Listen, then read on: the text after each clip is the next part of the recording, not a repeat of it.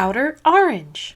Today, we are going over BCS Standard third place winner, Beatrice. She did a wonderful job of obviously performing well with Fennel, and I wanted to showcase it because I'm a big Fennel fan. Really awesome to be able to talk to someone. I've never done this before. It's my first time doing this. I hope you guys enjoy it, and big shout outs to Beatrice, aka Starling, for letting me be able to do this with her. It was very nice of her to find time with me to do it, so I really appreciate it, and it was really nice just meeting her overall. She's a very wonderful person, so I hope you guys enjoy the interview. Go ahead and get to it. Welcome in. What's your name? Hi, I'm Starling. Most of my friends call me Beatrice. Oh, I love that name. I heard you topped yesterday. How did you do? I got third place. Okay, and what were you playing? I was playing Fennel. And so I personally love Fennel, as I talked to you about prior to this interview. What made you decide to take Fennel?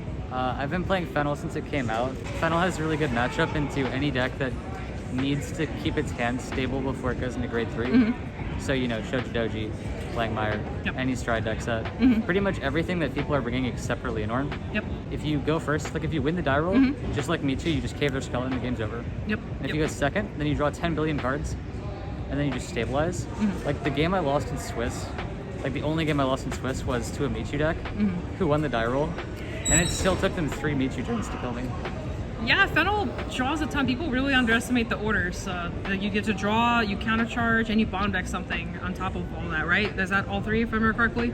Yeah, first one is you either get to draw or they bottom deck something. Oh, wait.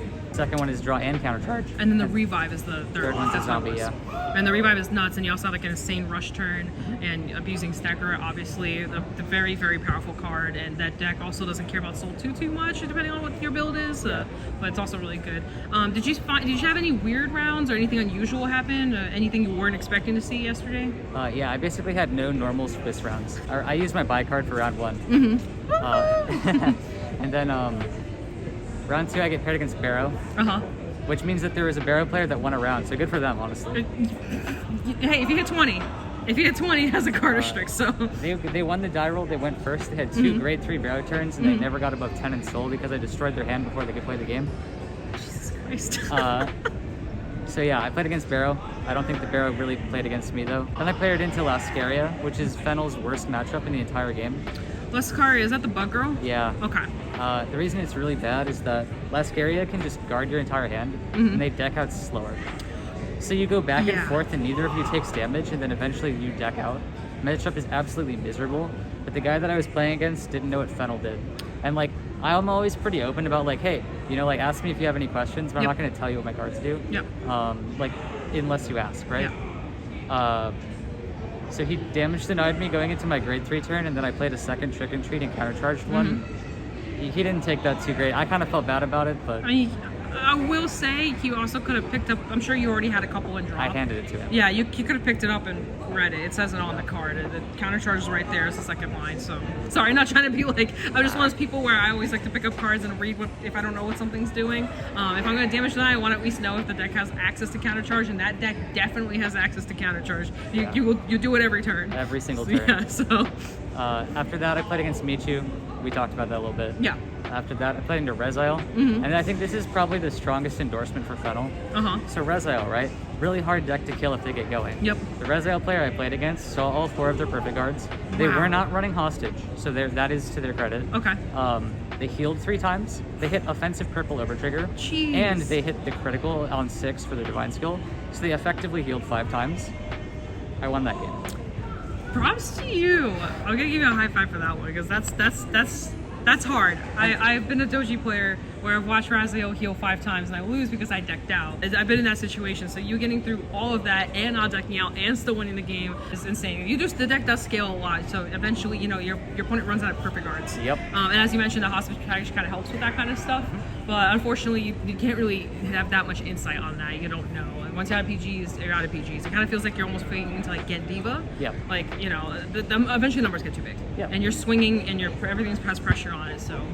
I noticed you run the red OT in your build. I was, yeah. We talked about it a little bit earlier. What was your choice on red versus like purple or blue or yellow? In general, you run purple OT in a deck that wants to play a long game. Like in Paldio, for example. Paldio is very similar to Fennel.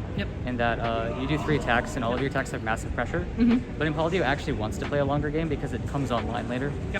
So you purple in that, also because if your deck loses to PGs, then Elder Breath doesn't save you. Exactly, you need the extra turn. Fennel wants to cave your skull in as early as turn 2.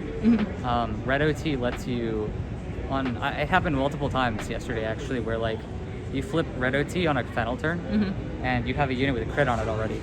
So you go 100 million with a crit, 100 million with a crit. Yep.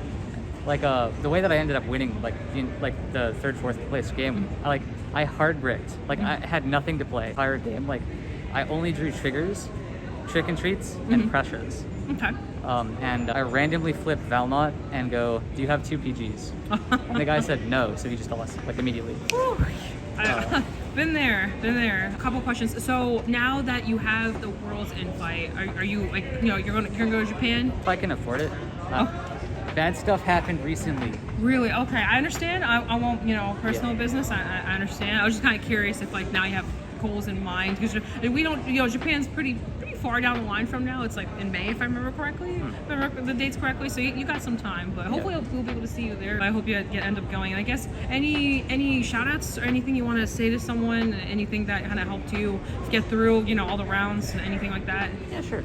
I don't know if you know Sage or April. I do know Sage, yes. Yeah, she's my main testing partner. She's awesome. I love playing with her. I have tested exclusively for premium. But she's really great. She's a good source of like confidence. Yeah. Her boyfriend Udman, also a great guy. Like really supportive. Love both of them. The whole Shadow Club server is just like really good for like learning the game really well. I didn't know there was a server. Oh, that's cool.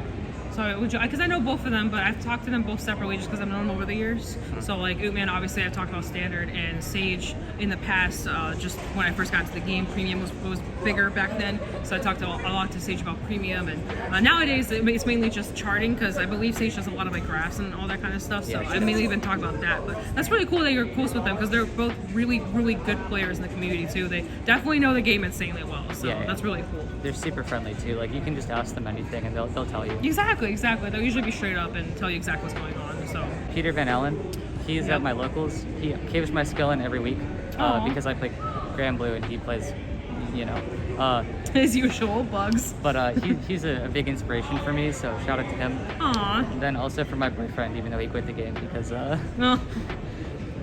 understand.